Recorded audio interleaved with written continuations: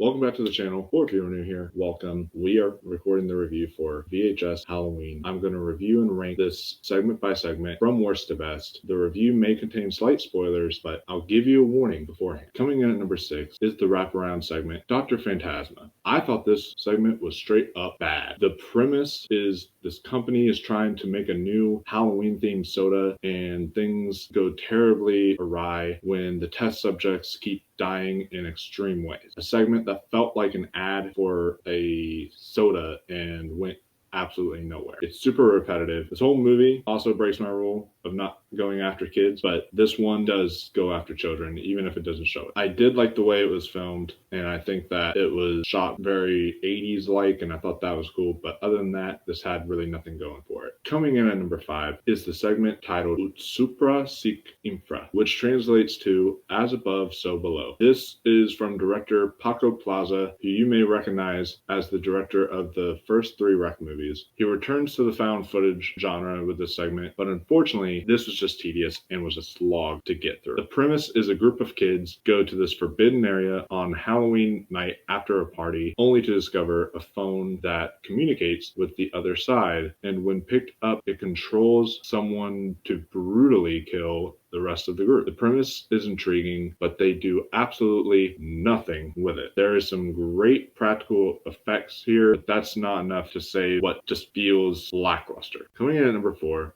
the final segment, Home Haunt. The premise is every year this family does a home haunt on Halloween and invites the neighborhood to join. One day, the dad picks up a vinyl record to add some much needed atmosphere. As it starts to play, things go crazy. The props and animatronics come to life and start killing off everyone. There's this real interesting father and son dynamic where for years the son loved doing it, but as he grew up, he wanted nothing to do with the haunt, and it breaks his dad's heart, but it takes his mom talking to the son in order for the son to actually agree to do the haunt again. As someone who really enjoys haunts, I think the overall idea of a haunt come to life is a lot of fun. I had a blast with this one. There's a lot of great gory kills and clever use of camera work. Very thin on narrative and depth. Home Haunt is a fun time that could have benefited from a higher production value. Coming in at number 3 is the segment Kid Print, directed by Alex Ross Perry. This segment is set in the 80s and is about these parents who fear their kids being kidnapped on Halloween night amid recent disappearances. So they make these videos to document the kids and make sure that everything is okay for Halloween night. This is your spoiler warning. Things take an extremely bleak turn when the kids are filmed in their final moments before getting their skin peeled off. This was a drastic tonal shift from the previous segment, Fun Size. This is the most controversial segment due to the fact that children being mutilated and you see it happen. This felt like a snuff film, like something I shouldn't be seeing. Multiple times I had to turn away because it was too disturbing to watch. I like that it was shot very guerrilla style and looked like something from the 80s. This did have a lot to say about false media reports and what it's like living in a suburban neighborhood with fear of dangerous kidnappings. I can't say I'll ever watch this again because it was too much. I respect what it was trying to do, but I don't think it fit for VHS franchise per se. Coming in at number 2 is the segment titled Fun Size from director Casper Kelly. This one's way outside the norm for the franchise. Its premise is a group of 4 college-age people who go trick-or-treating and pull pranks on the neighbors. As they walk the neighborhood, they see a bowl by itself outside a house. It says 1 per person, but they, being dumb college kids, take more than 1, and that causes them to get sucked up inside the bowl and find themselves trapped inside a factory that turns people into candy. My jaw was on the floor from this, and I was dying of laughter. Easily the funniest of the series, and shares an Adult Swim style humor. Lots of dick jokes, and the way people talk to each other, super weird. It's bonkers, but in the best way possible. Coming in at number 1 is the segment Coochie Coochie Coo. This was by far the actual scariest segment of the movie and one of the scariest of the franchise. Premise is these 2 teenage girls decide to go trick-or-treating despite being too old, and one house in particular entices them with a bowl of candy. But they soon find out it's a house of horrors. This was one of the grossest segments in the franchise, filled with so many drippy bodily functions and relies heavily on jump scares and creepy ass sound design. The main demon repeats coochie coochie coo, and that will forever be locked in my brain. This one in particular reminds me of the haunted house segment in the first movie, actually. Despite very unlikable characters, this was still quite good and very effective. Overall,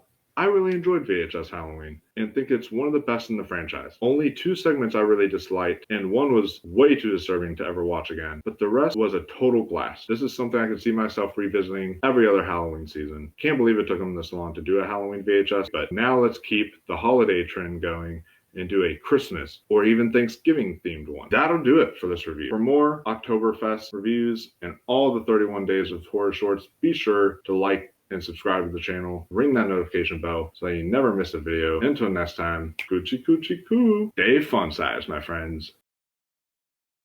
Fun size!